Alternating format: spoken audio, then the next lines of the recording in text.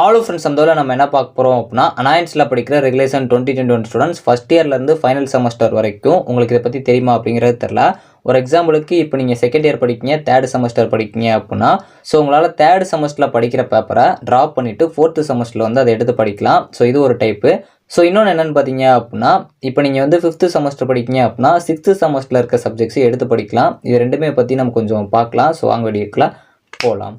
Okay friends, first year தானே பார்த்தீங்க அப்படின்னா அனாயன்ஸில் படிக்கிற ரெகுலேஷன் 2021 ஸ்டூடெண்ட்ஸ் ஃபஸ்ட் இயர்லேருந்து ஃபைனல் செமஸ்டர் ஸ்டூடெண்ட்ஸ் வரைக்கும் இந்த ஆட் ஆர் ட்ராப் கோர்சஸ் பற்றி தெரியுமா அப்படிங்கிறது தெரில. இது உங்கள் ரெகுலேஷன்ஸில் இருக்குது.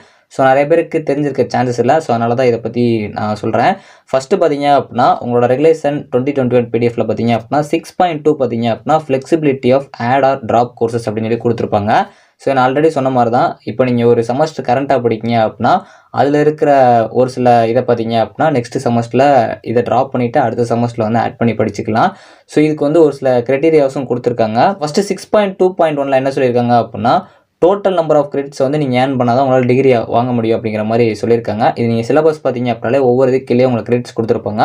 ஸோ டோட்டலாக நீங்கள் 8 செமஸ்டர்ஸ் முடிச்சிட்டிங்க அப்படின்னா அது கீழே டோட்டல் உங்களுக்கு எவ்வளோ கிரெடிட்ஸ் அப்படிங்கிறத கொடுத்துருப்பாங்க. அதை நீங்கள் பார்த்துக்கலாம். அந்த கிரெடிட்ஸ் எல்லாமே நீங்கள் ஏர்ன் பண்ணிங்க அப்படின்னா உங்களால் டிகிரி வாங்க முடியும். இதை பற்றி உங்களுக்கு தெரிஞ்சிருக்கும். 6.2.2 இது பொறுத்த வரைக்கும் என்ன சொல்லியிருக்காங்க அப்படின்னா, செகண்ட் செமஸ்டர்லேருந்து ஃபைனல் செமஸ்டர் வரைக்கும் உங்களால் இதை பண்ண முடியும். ஸோ அதை என்னன்னு பார்த்தீங்க அப்படின்னா, இந்த கோர்ஸை வந்து உங்களால் ட்ராப் பண்ணிக்க முடியும் ரெஜிஸ்ட்ரேஷன் அப்போது.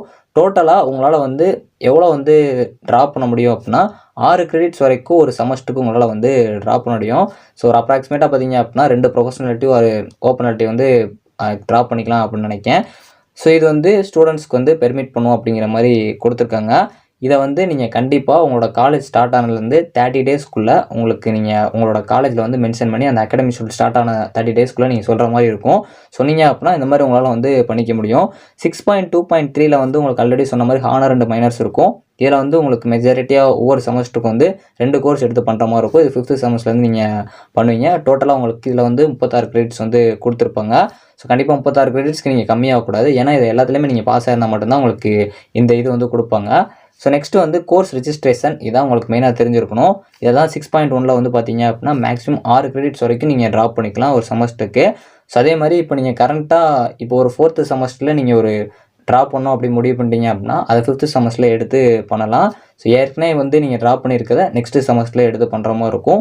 அடுத்தடுத்த செமஸ்டரில் நீங்கள் கான்சிக்யூட்டிவாக பண்ணுற மாதிரி இருக்கும். இப்போ செகண்ட் செமஸ்டர் இருக்கீங்க அப்படின்னா அது தேர்ட் செமஸ்டர் பண்ணலாம். ஆல்ரெடி நான் சொன்ன மாதிரி தான். ஸோ மேக்ஸிமமாக நீங்கள் வந்து 36 கிரெடிட்ஸ் வந்து ஒரு செமஸ்டருக்கு நீங்கள் ரெஜிஸ்டர் பண்ணுற மாதிரி இருக்கும். ஸோ அந்த 36 கிரெடிட்ஸை தாண்டக்கூடாது.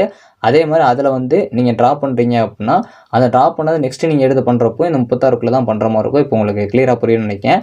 இதில் பார்த்தீங்க அப்படின்னா நீங்கள் வந்து சப்போஸ் அரியர் வச்சுருக்கீங்க அப்படின்னா அந்த யூ அப்படிங்கிற ரீஅப்பியரும், வித்ட்ராவல் பண்ணி போயிருக்கீங்க அப்படின்னா WT அப்படிங்கிற கோர்சஸ்லாம் பார்த்தீங்க அப்படின்னா இதில் இன்க்ளூட் ஆகாது அப்படிங்கிற மாதிரி கொடுத்துருக்காங்க. ஸ்டூடெண்ட்ஸால் எந்தெந்த இதை வந்து ரெஜிஸ்டர் பண்ண முடியும் அப்படின்னு சொல்லிட்டு 2 கேட்டகரியில் கொடுத்துருக்காங்க. ஒன்று பார்த்தீங்க அப்படின்னா கரண்ட் செமஸ்டர் பேப்பரை உங்களால் வந்து ரெஜிஸ்டர் பண்ண முடியும்.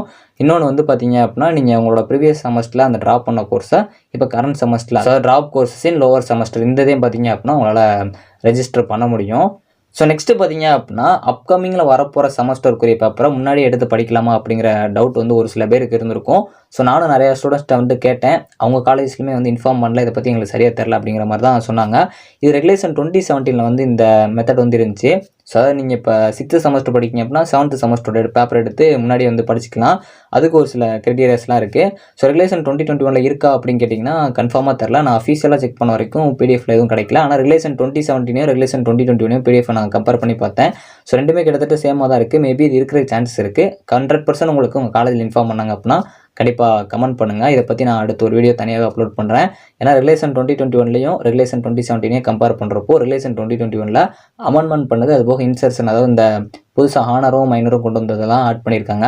அப்படிங்கிறப்போ இருக்கலாம். இது மட்டும் எனக்கு கொஞ்சம் டவுட்டாக தான் இருக்குது. உங்கள் காலேஜில் இன்ஃபார்ம் பண்ணாங்க அப்படின்னா கண்டிப்பாக கமெண்ட் பண்ணுங்கள். ஸோ இப்போதைக்கு ரெகுலேஷன் 2017 என்னென்ன ஃபார்மேட்லாம் இருந்துச்சு அப்படிங்கிறத பார்க்குறேன். நான் நெட்டில் சர்ச் பண்ணுறப்போ இந்த ஆப்ஷன்ஸ்லாம் வந்துச்சு. நான் உங்களுக்கு அதை கிளியராக சொல்லிடுறேன்.